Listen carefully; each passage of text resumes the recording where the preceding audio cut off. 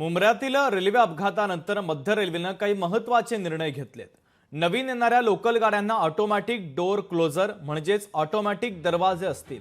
सध्या लोकल ट्रेन्सनाही हे ऑटोमॅटिक दरवाजे बसवण्यात येतील अशी माहिती मध्य रेल्वेने दिलेली आहे। मध्य रेल्वेचे माहिती अधिकारी स्वप्नील नीला यांनी या संदर्भात माहिती दिली। तर कल्याण ते कसारापर्यंत तिसरी आणि चौथी लाईन नियोजित करण्यात आली, तर कुर्ल्यापर्यंत पाचवी आणि सहावी लाईन नियोजित करण्यात आली।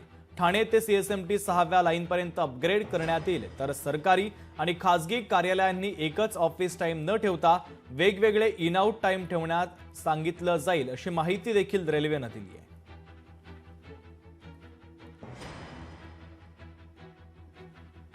दुर्घटनेनंतर मध्य रेल्वेने जे निर्णय घेतले ते आपण पाहूयात। सर्व लोकलचे डबे 12 वरून 15 पर्यंत करणार। नवीन गाड्यांमध्ये ऑटोमॅटिक डोअर क्लोजर असतील।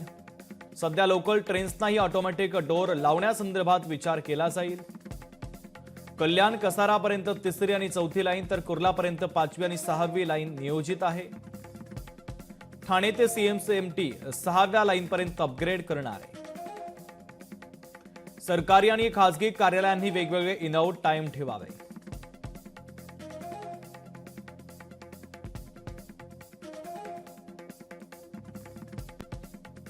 रेल्वे बोर्डाने डिसिजन घेतलेला आहे की नवीन जे सगळ्या गाड्या येणार आहेत त्या सगळ्या गाड्या ह्या ऑटोमॅटिक डोअर क्लोजर सोबत येणार आहेत। त्याच्यामध्ये ऑलरेडी ज्या 238 AC लोकल मुंबई सबअर्बनसाठी घेतल्या जाणार आहेत त्या गाड्या ज्या आहेत त्या ऑटोमॅटिक डोअर फिटमेंटनी येणार आहेत, ऑटोमॅटिक डोअर क्लोजरच्या सिस्टम सोबत येणार आहेत। सोबतच तिसरा एक डिसिजन घेण्यात आलेला आहे की याच्यामध्ये ICF द्वारे ज्या एक्झिस्टिंग लोकल आहेत त्या लोकलना आपण हे करतो आहोत, रेट्रोफिटमेंटच्या माध्यमातून दरवाजे बंद करण्याचा जी सिस्टम आहे ती लावण्याचा आपण प्रयत्न करणार आहोत, असा डिसिजन आता घेण्यात आलेला आहे।